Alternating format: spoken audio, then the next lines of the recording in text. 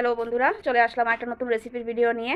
তো দেখতেই পাচ্ছ হাতের সামনে রাখা আছে ফুলকপি। তো ফুলকপি দিয়ে আজকে কি বানাচ্ছি সেটা আমি তোমাদের সাথে শেয়ার করব। শেয়ার করার আগে বলে দিচ্ছি, যারা যারা এখনও আমার চ্যানেলটাকে সাবস্ক্রাইব করোনি, প্লিজ প্লিজ প্লিজ চ্যানেলটাকে সাবস্ক্রাইব করে পাশের বেল আইকনটা প্রেস করে দিও, যাতে আমার সমস্ত ভিডিও সবচেয়ে আগে তোমাদের কাছে পৌঁছে যায়। আর এই ফুলকপিটা দিয়ে আজকে আমি একটা নিরামিষ রেসিপি বানাবো। তো চলো প্রথমে ফুলকপিটাকে সুন্দরভাবে কেটে নিই। তো দেখো বন্ধুরা, আমি ফুলকপিটাকে কেটে নিয়েছি। আর এই ডুগাগুলো মোটা, সেই জন্য এখানে মাঝখান দিয়ে একটু কেটে নিয়েছি। আর সমস্ত দেখো মশলাপাতি নিয়ে বসে গেছি। এখানে তো আছে, যেহেতু নিরামিষ বানাবো, পেঁয়াজ রসুনের কোনো প্রশ্ন নয়। এখানে কিছু টমেটো কুচি নিয়েছি, আর এখানে আলু নিয়েছি। তো প্রথমে চলো ফুলকপিটাকে একটু ভাপিয়ে নিই, তাহলে একটা গন্ধ যে থাকে সেটা চলে যাবে। আমি কড়াইতে জল দিয়ে দিয়েছি। এখন ফুলকপিটাকে দিয়ে দিচ্ছি। আশা রাখছি আমার আজকের রেসিপিটা তোমাদের অবশ্যই ভালো লাগবে। নিরামিষ দিনে এই রেসিপিটা খেতে খুবই ভালো লাগে। বেশি না, একটু ফুটিয়ে নেব।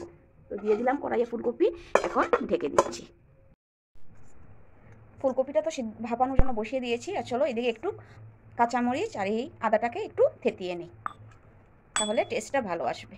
এটার সাহায্যে একটু থেতিয়ে নেব। এই যে জলটা ফুটে গেছে, ফুলকপিটাও ভাপানো হয়ে গেছে। এখন আমি এক এক করে ফুলকপিগুলো তুলে নেব। তো এই যে ফুলকপিটাকে নামিয়ে নিয়েছি, আর এদিকে কড়াইটা পরিষ্কার করে তেল দিয়ে দিয়েছি। এখন প্রথমে আলুগুলোকে ভেজে নেব।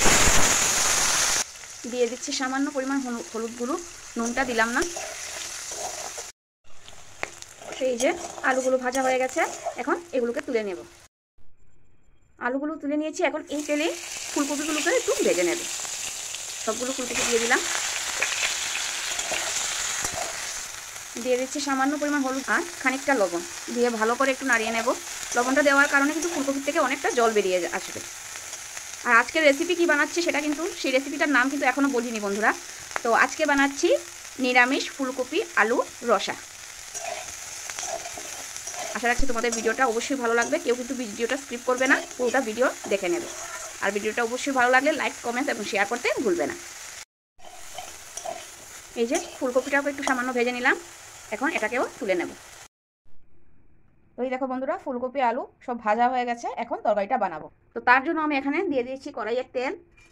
তেলটা গরম হয়ে গেছে। এখন দিয়ে দেব সামান্য গরম মশলা, মানে গোটা গরম মশলা, আর দুটা শুকনা মরিচ। তার সাথে দিয়ে দিচ্ছি দুটো তেজপাতা।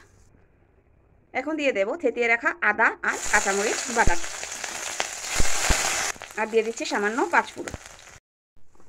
এখন দিয়ে দিচ্ছি টমেটো কুচি, দিয়ে ভালো করে নাড়িয়ে নেব।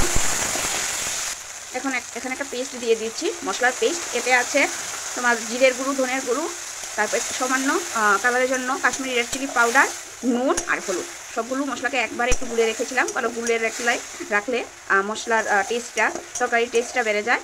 তো সবগুলোকে এখন সুন্দরভাবে একটু কষিয়ে নেব।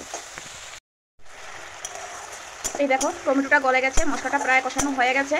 এখন এই অবস্থায় দিয়ে দেবো ভেজে রাখা ফুলকপিটা। আলুটা দেবো না এখন, যেহেতু আলুটা সেদ্ধ করা আছে, সেজন্য আলুটা একটু পরে দেবো। আর ফুলকপিটা দিয়ে দিলাম। এখন ভালো করে সবগুলো একসাথে মিশিয়ে একটু কষিয়ে নেব, সুন্দর করে একটু কষিয়ে নেব। তারপর ভেজে রাখা আলুটা দিয়ে দেবো। এই দেখো বন্ধুরা, অনেকটা জল বেরিয়েছে ফুলকপি থেকে। এখন এই অবস্থায় ভেজে রাখা আলুটাও দিয়ে দিলাম, দিয়ে একটু নাড়িয়ে দিচ্ছি, নাড়িয়ে একটু ঢেকে দিচ্ছি, যাতে ফুলকপির যে ডুগার অংশটা আছে না, সেগুলো ভালো করে সেদ্ধ হয়ে যায়। এই দেখো বন্ধুরা, ফুলকপি আলু সুন্দরভাবে কষানো হয়ে গেছে। খুব সুন্দর কিন্তু একটা গন্ধও বেরিয়েছে। এখন দিয়ে দেবো ঝোলের জন্য জল। যেহেতু এটা ফুলকপি আলুর রসা, সেই জন্য বুঝতেই পারছো বেশি পরিমাণ ঝোল হবে না। এই যে দিয়ে দিলাম। এখন ফুটে গেলে নামিয়ে নেব। নামানোর আগে আরও দুটো জিনিস দেবো, সেটা এখন বলছি না। এই রেসিপিটা মানে তরকারিটা খেতে না খুবই স্বাদ লাগে। তো তোমাদের কাছে অনুরোধ রইল, একবার হলেও বাড়িতে ট্রাই করবে। তোমরা অনেকেই হয়তো বা ফুলকপির ঝোল বা রসা করো, তো কে কীভাবে করো সেটা আমাকে অবশ্যই জানাবে। আমি তো এভাবে করি। এই দেখো আলু ফুলকপির রসা কমপ্লিট প্রায়। এখন দিয়ে দেব উপর থেকে কিছু মশলার গুঁড়ো দিয়ে একটু নাড়িয়ে নিচ্ছি। তো এখন তরকারিটা নামিয়ে নেব বন্ধুরা। নামানোর আগে দিয়ে দিচ্ছি একটু ঘি, কারণ নিরামিষ তরকারিতে ঘি না দিলে ঠিক খাবারটা কিন্তু জমে না। তো চলো তরকারিটা নামিয়ে নিই। নামিয়ে নেওয়ার পর দেখাচ্ছি তরকারিটার ফাইনাল লুক কেমন হয়েছে দেখতে। এই দেখো বন্ধুরা, তরকারিটার ফাইনাল লুক। দেখতে কত সুন্দর হয়েছে, খেতেও কিন্তু দারুণ। তো আশা রাখছি তোমাদের ভিডিওটা অবশ্যই ভালো লাগবে। তোমরা লাইকস, কমেন্টস এবং শেয়ার করতে ভুলবে না। আর একবার হলেও বাড়িতে ট্রাই করে বানিয়ে খেয়ে আমাকে জানাবে রেসিপিটা কেমন হয়েছে। তো সবাই ভালো থেকো, সুস্থ থেকো। আজকের জন্য টাটা।